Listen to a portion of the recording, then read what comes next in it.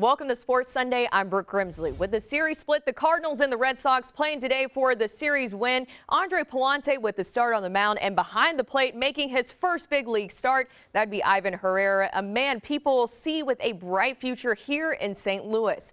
It was a scoreless game until the top of the second. Trevor Story with a fly ball out to deep right center, and that's a goner. Makes it 1-0 Red Sox. Top of the fourth, it's going to be one on for Harrison Bader. Smacks one into left field, and watch this. Tyler O'Neill sprints around third, and he beats the throw. Bader also sprinting and is safe. We're tied at 1. Bottom of the fifth, same score. 2 on for Jackie Bradley Jr. Base hit. Tommy Edman can't get it, and a run will come in to make it 2-1 Boston. But Andre Pallante responds well. Here he strikes out Dahlbeck swinging. Pallante was solid today in 5 2/3 innings. He gave up 4 hits, 2 earned runs, a walk, and 4 strikeouts. Bottom of the eighth now. Drew Verhagen on the mound. Red Sox up 3-1. 2 on for Christian Vasquez. That's a 3-run shot. Blows this one wide open to make it a 6-1 lead. Top of the ninth, Cards looking to rally. Tyler O'Neill sends one into right center field. That's easily a double, maybe more, but O'Neill trots to second. He would leave the game early. It's his left hamstring. After the game, Ollie Marmol saying that they're going to check it out, but we will know more soon. Back to that rally, 2 on for Juan Yepez. He homered on Mother's Day. How about Father's Day? And yes, he does it again. This time it's a 3-run bomb, but the rally falls a little too short again. Red Sox win this one 6-4, but the Cardinals will begin a 4-game series against the Milwaukee Brewers tomorrow. For the first time this year, we welcome in Cardinals beat writer for our website, KMOV.com, Brendan Schaefer. Brendan, thank you so much for joining us. The Cardinals falling to the Red Sox today 6-4, dropping the series, but there were some positives out of this one. Andre Pallante looking pretty good in his 3rd career start, and Juan Yepez's 3-run homer was definitely a highlight of the day. What did you think of the loss, though, today, and just the series overall against Boston? Sure, Brooke. I would say it was tough to see the Cardinals drop this series in the way that they did. Obviously, almost a couple of ninth-inning rallies, one of them being today, that they couldn't quite complete as the relievers gave up too many runs to allow the offense to be able to get enough done. Good to see Juan Yepez to hit that home run the way that he did today, especially considering that an injury to Tyler O'Neill may keep him out of the lineup for a little while. We'll have to see what the status on that is moving forward. Now, Brendan, I saw you tweet about this today, and you just kind of touched on it there. There is a big issue with the Cardinals bullpen right now. Drew Verhagen giving up a 3-run homer to make it a 5-1 game today, but he's not the only one. We have Whitgren, McFarland, and Whitley. They have their struggles as well. How big of an issue is this, and how do they fix this moving forward? Yeah, I think this is kind of a central issue right now for the Cardinals. When you look behind the relievers like Giovanni Gallegos, Ryan Helsley, and Genesis Cabrera, there's not a lot of consistency there with what Oliver Marmol has to work with on a day-to-day basis. You can't always use your best relievers in games that you're down by a run or two. You've got to save those guys for the ones you feel you've got a real chance to win. So it's up to Ollie Marmol to try and put the pieces together.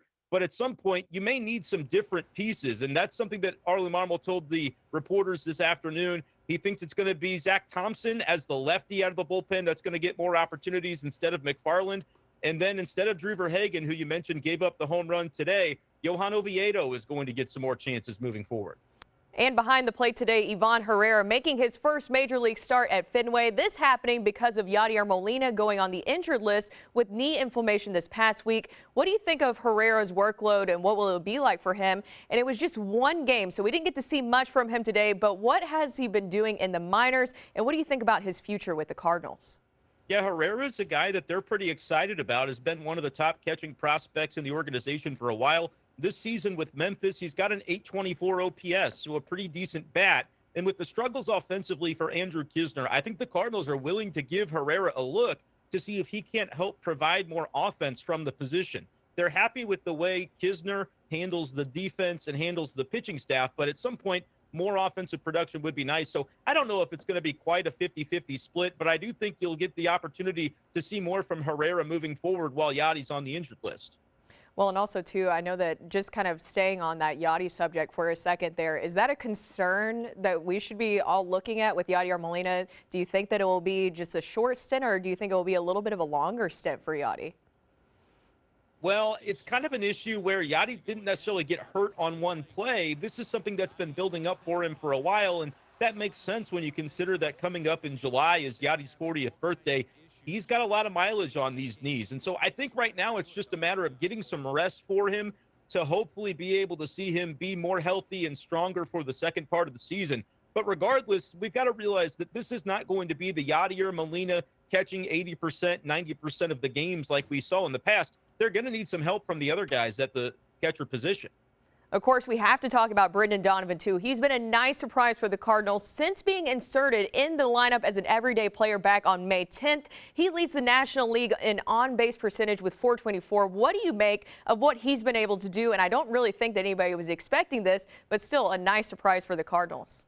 Yeah, Donovan's done a really nice job, and maybe not so much today. He went 0 for 5, but on the whole, you look at what he brings to the table. A lot of versatility in terms of his defense. He can play just about anywhere on the field. He's a great base runner. I don't think I've seen so many good slides from anybody else the way that we have Donovan sliding into bases already this season. And you mentioned the on-base percentage. That's something that the Cardinals believe can fit high into the batting order. He's been batting second quite a few times recently. He's a spark plug for this team, and if he's able to continue on the trajectory that he's been on, this is a guy that you're going to see a lot of in the coming years.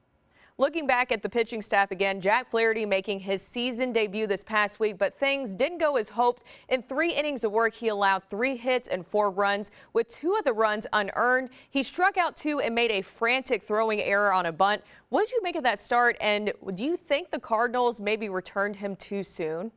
You know, the topic of conversation for Jack, and this is something that he talked about extensively with the team, was what would benefit him most in terms of the competitive environment in which he could pitch. Another start at AAA Memphis, or going ahead and getting him back to the big league level where he can test his stuff. He was really good over his first 2 rehab assignments in the minor leagues, and so the Cardinals felt this was the right time for him.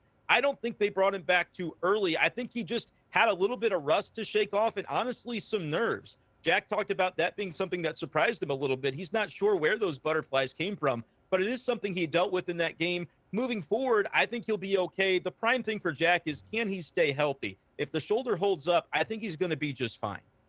Well, and also, too, luckily, we'll get to see him this week in Milwaukee. What do you think about that series coming up against the Brewers? It's going to be a big one for sure, because right now the Cardinals 38-30, same thing for Milwaukee. You're tied for first place. This is a team that you're going to be battling in the standings all year long, and so it's important for the Cardinals to put their best foot forward in this one. We know oftentimes in this ballpark in Milwaukee, you can see some games get out of hand in terms of home runs flying out, especially when that roof is closed. And so we'll see what the environment ends up being, but it's going to be a big series for the Cardinals to try to keep their hold in the first place position in the Central. All right, great. Well, thank you so much for joining us, Brendan. And of course, we know where to find you, and that's on KMOV.com. Great hearing from Brendan. Well, coming up after the break, the St. Louis Surge with their home opener this past weekend. News 4's Brian Kennedy takes us to the court next.